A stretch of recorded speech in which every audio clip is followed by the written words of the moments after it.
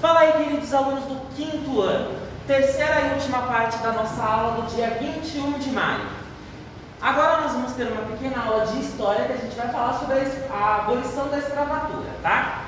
Quando a gente fala sobre a abolição da escravatura, a gente está falando sobre o fim da escravidão aqui no Brasil.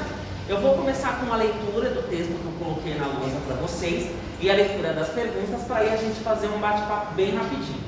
Conforme eu for lendo, eu vou explicando, então pode prestar atenção em mim aqui agora. Todos. Beleza? Vamos lá. No dia 13 de maio, comemora-se no Brasil a abolição da escravatura.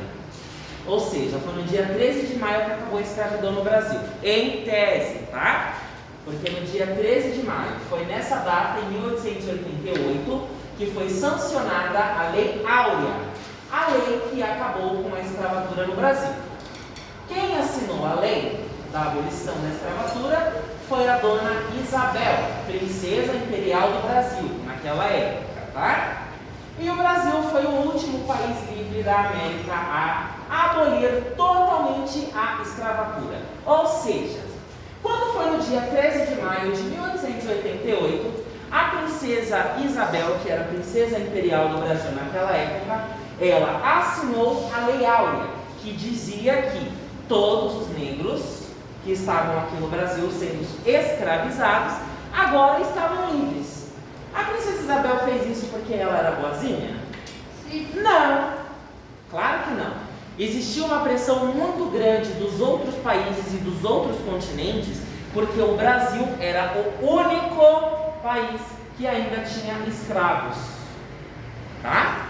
Então, por pressão de outros governantes, a princesa Isabel acabou assinando a Lei Áurea. E depois que ela assinou a Lei Áurea, ela criou escola para todo mundo e deu moradia para todo mundo, né? Não, exatamente. Foi mais ou menos isso. Agora vocês estão livres, então vocês façam o que vocês quiserem da sua vida. Só que esses escravos que foram libertados, eles não tinham acesso à escola, não tinham acesso à moradia nem saneamento básico. E a partir do dia 13 de maio de 1888, acabou-se todos os escravos? Claro que não. Muitos donos de terras, senhores de engenhos e fazendeiros ainda demoraram muito tempo para libertar todos os escravos, pois não existia nenhuma fiscalização. Então, acabou-se a escravidão em tese, tá? Porque ela ainda continuou em algumas regiões do Brasil, pois não se tinha controle e nem acesso a tudo. E vamos lá. A história da abolição da escravatura.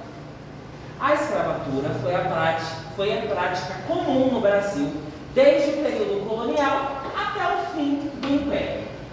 A maior parte dos escravos eram provenientes do continente africano, mas uma parte da população indígena brasileira também sofreu escravidão.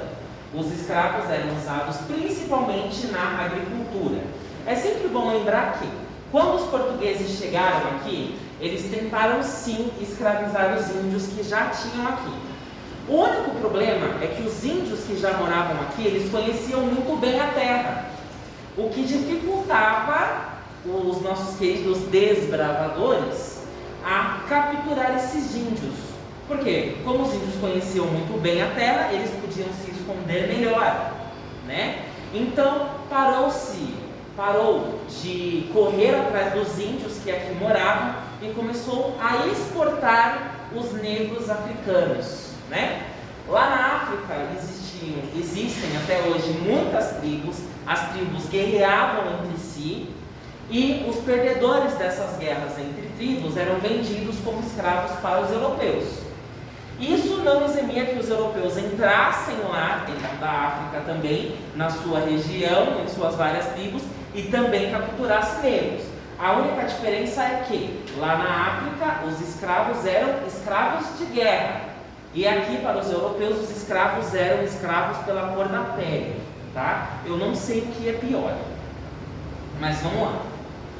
A Lei Áurea, que pretendia acabar de forma definitiva com a escravidão no Brasil, foi precedida por uma série de outras leis. Ou seja, antes de assinar a Lei Áurea, que trazia a liberdade dos escravos aqui no Brasil, existiram outras leis que iriam libertando os escravos aos poucos.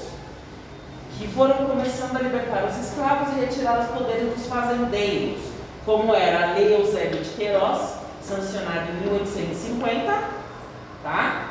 A Lei do Ventre Livre, em 1871, que dizia que todas as crianças que nascessem nasceriam livres em determinados locais do Brasil, e a Lei dos Sexagenários, em 1885, que a partir de uma determinada idade, o escravo seria libertado porque já estava velho e não tinha nenhuma utilidade. A Lei Áurea, que significou a abolição da escravatura, não foi consensual, porque significou uma crise nas lavouras para os latifundiários. Então se diz que não foi consensual, por quê? Os donos de escravos, os donos das fazendas, eles não foram perguntados se eles queriam libertar os seus escravos ou não. Porque se eles libertassem os escravos, o que ia acontecer? Eles iam ficar sem mão de obra para trabalhar nas plantações de café, nas plantações de algodão, nas plantações de cana. E a partir do momento que se foi libertados os escravos e que era proibido ter escravos, significa que os donos iam ter que pagar pelo serviço, né? Ou eles iam ficar sem mão de obra. Então se diz que houve uma crise nas lavouras porque não tinha mão de obra. Então o que fizeram? Já que os negros foram libertados, então vocês estão livres, abre-se a porteira, vão para onde vocês quiserem. E como eles foram libertados? Sem escola, sem moradia, sem direito, sem nada que os protegesse, eles começaram a ocupar os morros, que são as que hoje nós conhecemos as favelas, não é verdade? Tanto que no Rio de Janeiro tem lá, né, o Morro do Alemão, Morro do Cantagalo, são todos espaços que foram tomados por escravos para que eles começassem a construir as suas moradias e terem um lugar para morar, tá? E demorou-se muitos anos até que se começasse a entrar com os direitos para essas pessoas que ficaram sem direito à saúde, sem direito à educação, sem direito à moradia. Então aí a gente vem para as nossas queridas e maravilhosas perguntas que não são tão difíceis. Em que data foi assinada a Lei Áurea? Está aqui no texto, gente, ó. 13 de maio de 1888. É que foi assinada a Lei Áurea. É só reler o texto e responder aqui. Quem assinou a Lei Áurea e por quê? Já falei, foi a princesa Isabel, mas não é porque ela era boazinha, né? Foi por conta da pressão de outros lugares, porque era somente aqui no Brasil que ainda existia escravidão, pela cor da pele. Lembrem-se bem disso. Fomos os últimos, fomos atrasados até nisso. Cite outras duas leis que ajudaram no fim da escravidão no Brasil. Elas estão listadas aqui, ó. Eusébio de Queiroz, a Lei do Ventre Livre, a Lei dos Sexagenários. Escolhe duas e escreve aí para mim. Por que se diz que houve uma crise na lavoura? Foi isso que eu acabei de explicar, né? Por conta da mão de obra que não existiria mais para trabalhar nas lavouras.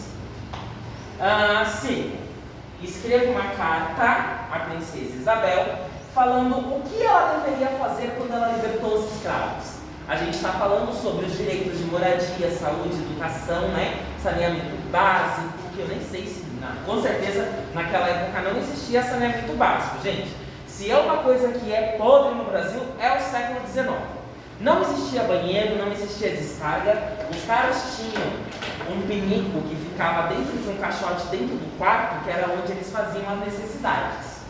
Aí, tinha uma pessoa que era contratada para passar a noite só recolhendo todas as fezes que eles faziam ali. E quando não passava a pessoa, era simplesmente jogado na rua. É muito incrível, né, umas coisas dessas. A gente vai conversar mais sobre o século XIX e depois de seus costumes. Os caras não gostavam muito de escovar o dente, os europeus até hoje dizem que não há necessidade de tanto banho. Graças a Deus, depois de muitos anos, o Brasil é considerado o país onde nós temos o maior hábito de higiene, porque pelo menos uns 2 banhos por dia a gente toma. Alguma coisa a gente está na frente, graças a Deus. Bom, então vocês escrevam essa carta para a princesa Isabel, ela não vai ler, mas vai ensinar vocês a produzir o gênero carta. E aí vocês vão falar sobre os direitos de moradia, saúde, né? Os direitos de estudo, tudo que ela deveria ter pensado antes de simplesmente abrir as porteiras e falar tão livres e não dar apoio nenhum. E por último, escreva a sua opinião sobre a música Canto das Três Raças. Eu vou enviar no grupo o link da música Canto de Três Raças da Clara Nunes, que é a música que quem está aqui na escola está ouvindo, tá? A música Canto das Três Raças, ela fala sobre o olhar da intérprete, da cantora Clara Nunes, que é uma cantora brasileira, sobre a escravidão, sobre o canto de dor, quando ela fala das três raças, os negros, os índios que estavam aqui sendo escravizados, tá bem? E aí a gente vai conversando um pouquinho sobre isso. Vocês que estão em casa, façam essa atividade, qualquer dúvida, mande mensagem para mim que eu estarei para responder e até a próxima.